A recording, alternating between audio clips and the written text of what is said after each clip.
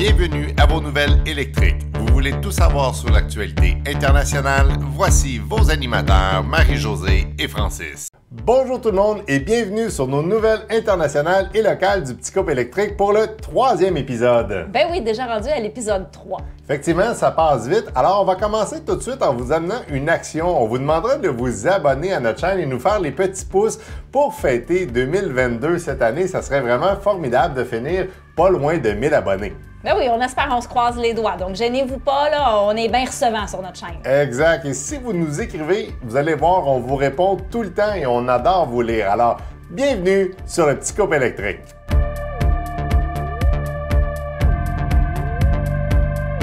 Pour la première nouvelle, on se dirige du côté de Toyota, mais du côté européen. D'ici 2030, Toyota vise à ce que ses ventes de voitures soient 50% de modèles électriques. Pour cette raison-là, ils sont en train de développer plein de nouveaux modèles qui verront jour d'ici 2026. Effectivement, et vous savez que dans l'électrification, il y a aussi le côté hybride. On sait qu'il y a la Prius qui a fait son relooking qu'on vous a parlé au dernier épisode. Et ce qui est très le fun, c'est que si on voit 50% pour 2030, mais ça va donner un choix encore plus grand. En effet, puis plus il y a de choix, plus il y a de la concurrence, plus les prix, logiquement, devraient baisser. C'est la base de l'économie. Logiquement, effectivement.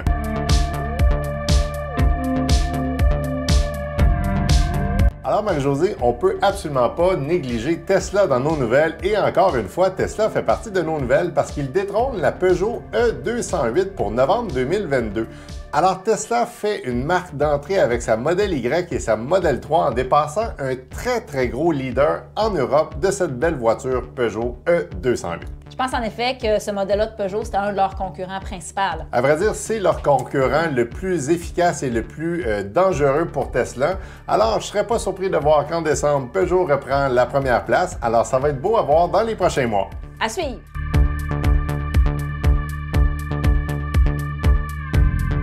Alors, grosse nouvelle au niveau de Airbus et Renault, Marie-Josée. En effet, Airbus et Renault vont s'allier afin de créer une nouvelle batterie qu'on dit solide qui pourrait permettre d'accroître l'autonomie des véhicules de 30 jusqu'à 40 quand même. C'est pas négligeable. Non, effectivement, et on se doute sûrement un jour peut-être de voir un Airbus entièrement électrique. Ça serait vraiment le fun de voir ça, mais je pense pas qu'on est prêt dans les prochaines semaines. Pas tout de suite, je pense. Exact.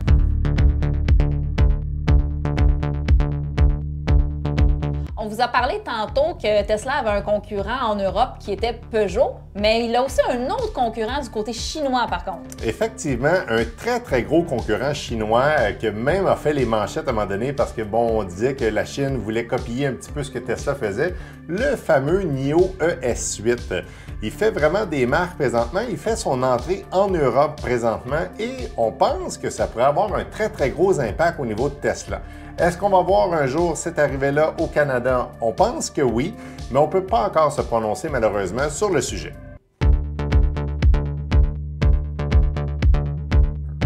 Alors, grosse nouvelle, beaucoup plus locale, on parle du Carrefour Laval, Marie-Josée. Exactement, puis je vous parlerai pas d'une nouvelle boutique de sacoche, mais plutôt d'un nouveau concessionnaire qui a pignon sur rue dans le fond dans le Carrefour Laval et c'est le concessionnaire VinFast, concessionnaire vietnamien. On vous en avait parlé dans un autre bulletin de nouvelles, c'est le fameux concessionnaire où l'on peut acheter la voiture et louer la batterie. Effectivement, et en plus, ça va être le deuxième concessionnaire au Carrefour Laval parce que le premier concessionnaire qui a été fait il y a quelques années, c'est Polestar qui était présent et nous étions allés voir cette belle voiture-là quand nous hésitions pour faire l'achat de notre Tesla Model 3. Exactement. Alors, belle ouverture qui a été faite cette semaine. Alors, c'est vraiment une nouvelle qui est fraîche du jour. On ne peut pas avoir plus frais que ça. Exactement. Puis comme je l'ai dit tantôt, Madame Économie, plus il y a de concurrence, plus on espère que les prix vont baisser. Ça va être ton surnom, Madame Économie? Oui, mais je n'ai rien à ajouter. Non, OK. Maintenant, on s'en va du côté de la Suisse, mais ce ne sera pas pour parler de ces belles montagnes de ski. Exact, j'aimerais tellement ça aller skier là-bas. En tout cas, peut-être un jour. Malheureusement, c'est une mauvaise nouvelle pour la Suisse. On apprend qu'il va peut-être avoir du délestage électrique au niveau de la voiture et pour les trajets. Il semble que les barrages électriques là-bas ne réussissent pas actuellement à fournir assez d'électricité et on fait seulement une prévision. Ça ne veut pas dire, Marie-Josée, qu'ils vont faire du délestage et qu'ils vont mettre des enjeux au niveau de l'électrification du véhicule, mais ils ont annoncé qu'il y a des très mauvaises nouvelles pour le futur. Dans le fond, ils se préparent peut-être à une future pénurie d'électricité. Oui, effectivement. Et ce qu'on a lu sur les réseaux sociaux, ça a l'air d'être au niveau du bassin de rétention d'eau. Il y a un petit enjeu à ce niveau-là. On va creuser un petit peu plus la nouvelle pour les prochains épisodes parce que c'est quelque chose qui nous intéresse vraiment de comprendre ce qui se passe là-bas. Alors, on va vous revenir avec ça dans les prochains jours. Alors, Marie-Josée, la prochaine nouvelle nous fait rire un petit peu. BMW est en train de breveter un nouveau concept pour sa voiture électrique. En effet, on pourrait réussir à récupérer de l'énergie de la voiture à l'aide des déformations de la chaussée. Une déformation de la chaussée, là, c'est des bosses. Exact. Des nids de poules. Des nids de poules. Exact, je peux-tu dire, au Québec, je pense que s'ils font ça, on n'aura plus jamais besoin de brancher notre auto pour la charger avec nos belles routes. Effectivement. Alors, les gens qui restent en Europe, qui ne le savent pas, nos routes, des fois, ont des petits enjeux au niveau des nids de poules. Il y en a des plus petits, il y en a des plus gros. Malheureusement, ça se produit vraiment souvent à la fonte des neiges et puis nous, on installe beaucoup de sel de calcium, fait que ça n'aide pas nos routes. Mais BMW a pensé à nous, c'est une bonne chose. Ben oui, ça pourrait être juste bon pour nous. Effectivement, on n'a pas par exemple la récupération, on ne sait pas combien ça va récupérer, on ne sait pas si ça va être encore mieux que notre fameuse régénération quand on freine, mais bon, c'est quand même une très très bonne idée et c'est une voiture que vous savez que j'adore.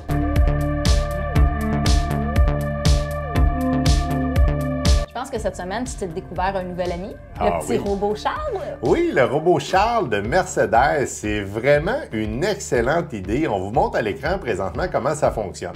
Alors, c'est très simple. Quand vous arrivez dans un stationnement qui a un robot Charles, vous allez à la borne et vous inscrivez combien de kilowatts vous voulez recharger. Alors, dans l'exemple que vous voyez, il choisit 7 kW. Le robot arrive, recharge aux 7 kW et c'est parti. Par la suite, vous pouvez repartir. Vous n'avez même pas besoin de vous déplacer. C'est-tu magnifique, ça? Dans le fond, le robot pourrait être dans un stationnement, par exemple, souterrain, puis se déplacer de voiture en voiture pour celles qui ont besoin de chargement? Exactement. Alors, si vous avez vu un petit peu dans la vidéo, c'est que vous devez aller vous connecter un connecteur qui va appeler, dans le fond, le fameux robot Charles. Le petit robot s'en vient vers le connecteur, le connecte directement et c'est parti. On est parti pour une petite recharge et évidemment, à date, ce n'est pas gratuit et je ne pense pas que ça va être gratuit non plus parce que ce genre de système-là, selon moi, doit être assez dispendieux à mettre en place. En effet, Charles doit coûter cher à construire. Effectivement. Alors, on vous l'a dit en début d'entrevue, on va parler de Tesla et on retourne vers Tesla parce qu'ils offrent un rabais sur la voiture en décembre. Exactement, on retourne avec une nouvelle économique. Exact, tu es en charge de l'économie, tu vas être Miss Économie aujourd'hui. Exactement, ouais. Donc, aux États-Unis, on offre un crédit d'impôt de 3 750 US à l'achat d'un véhicule Tesla. Exact. Et là, ce qu'on nous dit présentement, c'est pour décembre. Est-ce que ce rabais-là va être un petit peu plus élargi pour janvier, février? Pour l'instant, on n'a pas cette information-là et c'est seulement applicable aux États-Unis. Alors, ça ne touche pas le Canada, ça ne touche pas nos fameux rabais gouvernementaux qu'on a, le 12 000 $. J'allais dire 13 000 $ parce qu'on est habitué, nous, aux 13 000 mais malheureusement, celui-ci a été coupé de 1 000 $ dernièrement. Alors, on va voir dans le futur si Tesla va conserver ce fameux rabais. Exact.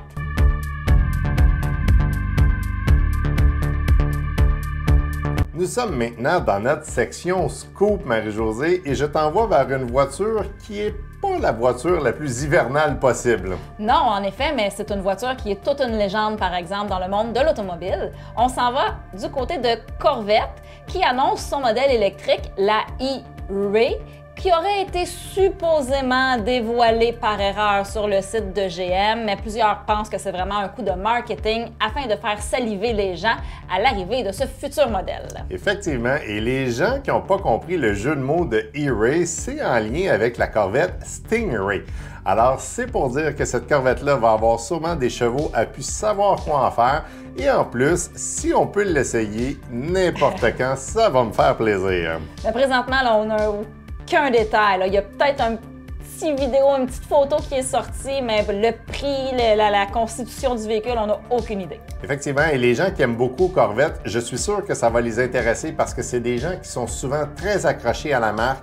C'est une voiture d'exception à petit prix. Et là, quand je parle petit prix, pour la gamme de voitures. Exact.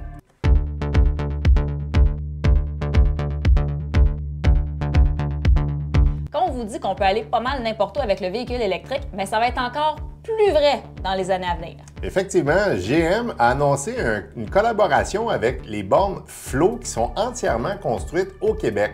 40 000 bornes de recharge devraient être installées dans les 2 prochaines années dans les concessionnaires GM et sûrement à des endroits spécifiques où est-ce que GM a un accès. C'est une excellente nouvelle car on le sait, il y en a des concessionnaires GM partout et 40 000 bornes supplémentaires, c'est pas rien. Non, en effet, ça va partir du Canada jusqu'aux États-Unis. Effectivement, et ça, c'est vraiment génial parce que nous, on l'a vécu, les bornes niveau 2, il y a beaucoup de monde qui disent « Ah, c'est pas pratique, ça recharge pas assez rapidement ».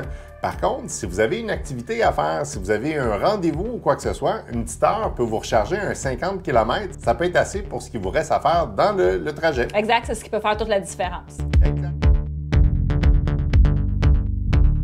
Alors, Marie-Josée, Jeep demande l'aide de chacun d'entre nous pour le nouveau nom d'un camion que, bizarrement, depuis les 2 dernières semaines, on a vu sur la route. Oui, en effet, on voit ce gros camion-là souvent dans les dernières semaines. C'est le Wagoneer ou le Grand Wagoneer.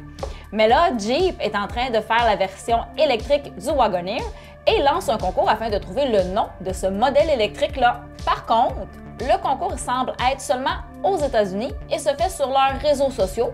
Ce qu'on a compris du concours, c'est que Jeep va faire un tirage parmi les choix de noms potables qui sont proposés.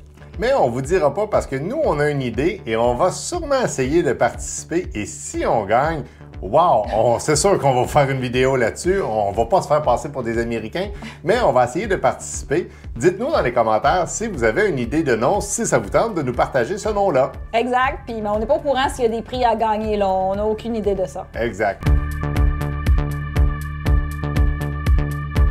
Alors, on finit avec une dernière nouvelle. C'est une nouvelle qui est plus personnelle.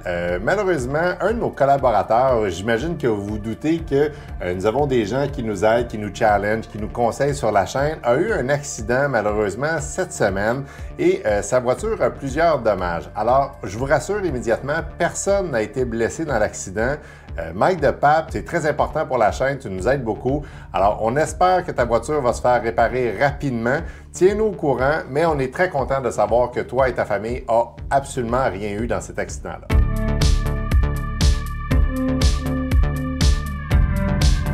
Alors, c'est ce qui conclut, Marie-Josée, notre 3e épisode. Alors, est-ce qu'on dit aux gens de s'abonner encore une fois, une dernière fois? Ben oui, abonnez-vous! Exact, c'est important pour la chaîne. Ça fait en sorte qu'on peut avoir plus de visibilité un petit peu partout. Et on vous dit à la prochaine.